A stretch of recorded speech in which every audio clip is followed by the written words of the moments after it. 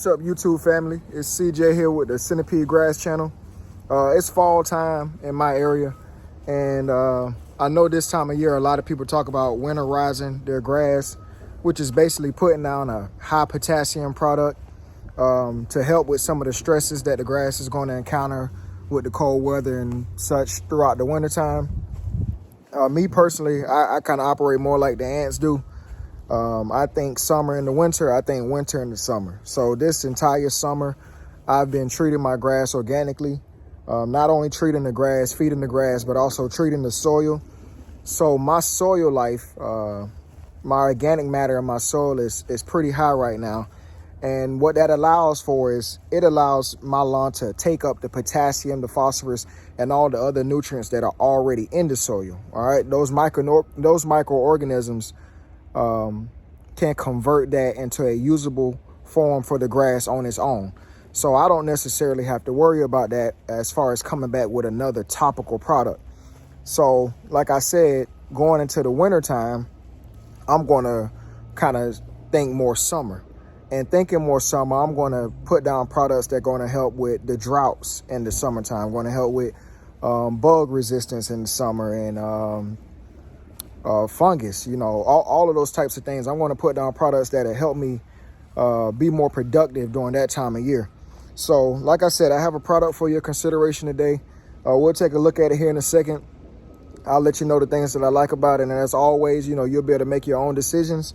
Love all the comments that I'm getting, the questions. I definitely love answer those questions. Not too many people that I talk to on a day-to-day basis like to nerd out on grass and products like I do. So definitely good to share that information with somebody. So keep those coming, but not going to take up too much of your time today. So we'll go check this out. We'll talk about it a little bit and we'll wrap it up. This is the 42-pound bag of the John & Bob's product. This bag, I want to say, cost me like $114 some odd, and I buy a lot of these a year, but they do have them in different sizes. You don't have to get them in the big size. This is the empty bag that I have, and we'll look at the bag real quick. Just kind of gives a little description on what it is. Also the directions for use, 3 pounds per 1,000, which is what I follow. But I tell you, even if you bought this 14,000, this 42 ounce bag does 14,000 square feet at 3 pounds per 1,000. Even if you bought this and your yard is 5,000, you wouldn't hurt your yard putting this entire product on your yard. It is OMRI listed, so that's the Organic Material Review Institute. So it is an organic certified organic product. It's safe to use. There's no barrier to re-entry. So if you put it on the soil, you don't have to put one of those little signs out, and you don't have to keep your dogs and your kids off of it. It's a very safe product. It's even safe to the touch. It does stain your hands pretty good, but it is safe to the touch. And this is the back of the bag. This guy from the John & Bob's company, I don't know if his name is John or Bob, but he has a great YouTube presence, great YouTube following, and a lot of good information. So if you're looking for a good humic acid product, a good organic, certified organic product to start conditioning your soil, definitely give John & Bob's a try. So I'm going to show you how I measure this stuff out, also how I spread it. It doesn't have to be really precise. Well, it doesn't have to be precise at all. It's not like it has nitrogen in it to where it's going to burn, and it also doesn't have like a visible effect that you're going to see in a day or two. This is a long range product. This is something that you're doing now to see results months down the road. Like I said, we're thinking about summer right now. So it's going to take a while for this product to break down. And as long as you spread it somewhat evenly over the yard, because you want the results everywhere, but your main thing is just to spread it evenly over the yard. So we'll take a look at how I do that real quick, and I'll show you the spreading as well. So whenever I'm dealing with this stuff, I always put my gloves on. Not that it's dangerous to the touch, but it is it's this black product, and it will stain your hands, get all under your nails and all. So unless you want to walk around looking like a mechanic, and trust me, I've learned the hard way, you definitely probably want to put some gloves on. but it does wash off, so not a huge problem. And again, it's organic, so it doesn't hurt you. It's not a chemical. But I just don't like walking around with black stained hands. So when I do this, I use Scott's little spreader. I don't like the electric one. It's never really worked that good for me, but I do like this little manual one that you just kind of wind around. And I don't really like putting this product in my big spreader, just because you don't use enough. So it's hard for me to figure out walking speed and all with this stuff, the proper hole length. So I use this Scott spreader, and I always put it on the 5th setting, because these chips, they're kind of small. Uh-oh. Sorry about that. Yeah, they're kind of small, but some of them are also kind of sizey. All right. So what I've learned, and I'm going to show you how I figured this out, is that this Scott spreader, I am having a hard time here. This Scott spreader holds 5 pounds worth of product. All right. And y'all don't tell my wife that I have her scale out here, but I'm going to show you. Not sure if you can see, but that is in ounces. All right. And I got my cup here. This is my cup that I use to measure. So I put that on there, and I'll zero it back out. All right. And I got that at 0. So I'm just gonna fill this cup up. All right, so I fill my cup up to the top, up there to the 32. Then I read 32 down here. So once I figured that out, I just scoop it. 32, I get it close. 32, like I said, this doesn't have to be precise. And then I do one more at 16. So one more at 16. Of course, every 16 ounces is a pound. So we got 2 32s and a 16. That's 2, 4, 5 pounds. This product recommends 3 pounds or more per 1,000 square feet. Now you put as much as you want. But for myself and my customers, I put this down twice a year, and I do the 3 pounds per 1,000 square feet. So I measured my yard plenty of times, and I know that it's 10,000 square feet. All right, so we're putting down 3 pounds per 1,000. We're putting down 30 pounds. All right, we're putting down 30 pounds. Each one of these is 5 pounds. I know that I need to fill this up 6 times. And I want to try to do 6 times evenly across the yard. But I tell you, if I make it to 5 times across the yard, and if my walking speed is maybe off or whatever, and I make it evenly across the yard at 5 times, I make a decision. I'm either going to fill it up again and go back and put it on spots that, you know, that I saw trouble on throughout the summer, which is probably the best thing to do, or I'm just going to be at 5 pounds. We won't be quite at 3 pounds per 1,000 square feet, but we'll be close enough. So that's a decision that you have to make. What's the point of having my heart if my mind busy?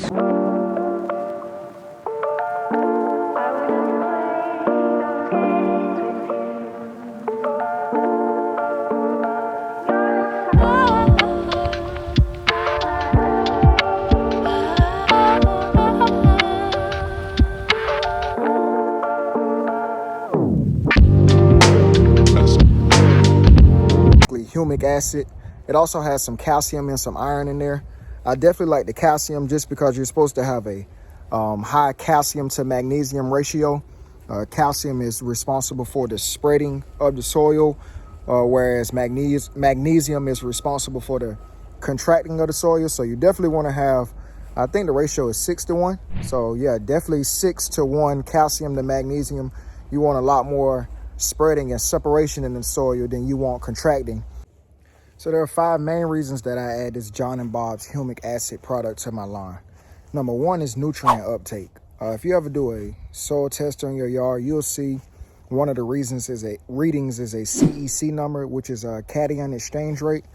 And cations are basically positively charged particles. So your iron, magnesium, calcium, potassium, phosphorus, a lot of the nutrients and micronutrients that you put in your yard has a a positive charge to it. Well, the humic acid has a negative charge. And what it does is that negative and that positive charge, they bind to each other. So once you put that in the soil, instead of it leaching through, this humic acid binds it up, right? It holds it. And your roots also have a negative charge. It has a greater negative charge than the humic acid. So instead of that stuff being able to go through the root zone, the humic acid, which is around the roots, it binds that stuff up and it holds it there until the plant needs it. And then the roots, they can uptake it from there. So as far as leaching and helping with nutrient uptake, you saving a lot of money on the products that you put in the ground, them not being washed away with rain, or like I said, going past the root zone and just disintegrating into the soil. Definitely a big help with nutrient uptake. Along with locking up nutrients, humic acid also will lock up toxins. So a lot of the toxins that are in your soil, environmental toxins, or that's in the air that gets washed into the soil with rainwater, also the water that comes out of the faucet, there's all kind of stuff in that. And also the pesticides and other chemicals that you put on your yard. There's a lot of toxins that go into the soil, and humic acid would also bind that up. And unlike what it does with your nutrients, it doesn't get uptaken by the plant. It gets washed away from rain, rain and your irrigation. It'll wash those toxins away. So not only does it take up the nutrients, it also takes up the toxins and helps escort that out of the soil. You'll see that a common theme is the binding, but along with binding up your nutrients and binding up toxins, it also attracts and holds water. It actually reduces evaporation by up to 30% in some tests that have been done. So one good thing about that is it reduces the amount that you have to water your grass, and constantly having to water your grass a lot is not good because it leads to fungus, and it does more harm than it does good. So by having a good base of organic matter or humic acid in your lawn, it's going to hold on to those water particles, and it's going to hold them in the soil until the plant needs it. So when you're going through periods of drought, or when it's very hot like it is in this part of Georgia in the summertime, you're not constantly have to water your grass because your grass is retaining that water. One of the main reasons that I love humic acid is that it increases your microbial activity in the soil.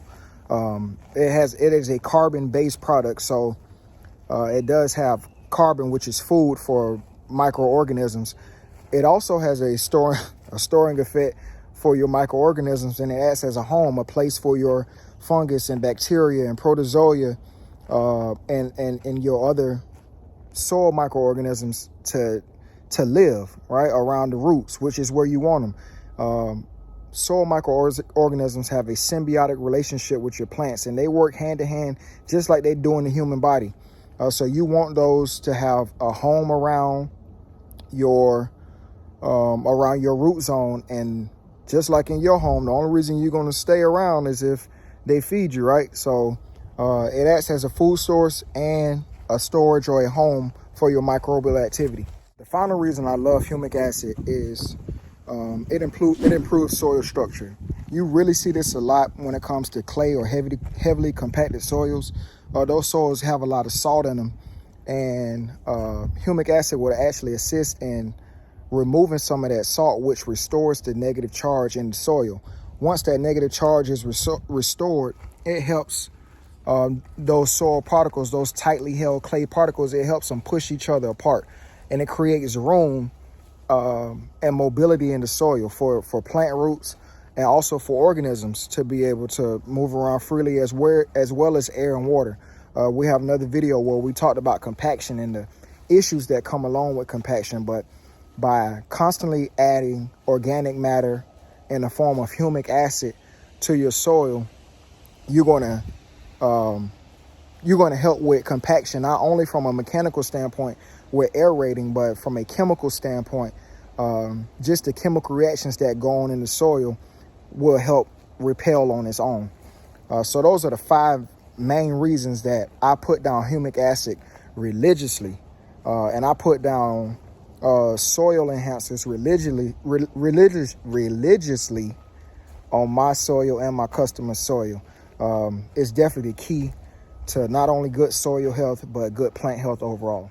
If anybody's interested in the John & Bob's product, or you just think your lawn can benefit from humic acid soil amendments, I'm going to put a link to to the John & Bob's website down in the description below. Also going to put a link to his YouTube page. Like I said, there's a lot of information on there. He definitely breaks it down probably a little better, more succinctly than I do. So both of those will be down in the description below. Haven't quite decided what we're going to talk about in 2 weeks, but definitely tune back in with us in 2 weeks for our next video. I always want to thank everybody for watching. I appreciate the love, appreciate the likes, the comments, the subscriptions. Definitely is motivating and, you know, keeps you going on the journey. But yeah, thank you for watching. Thank you for tuning in, and see you in 2 weeks.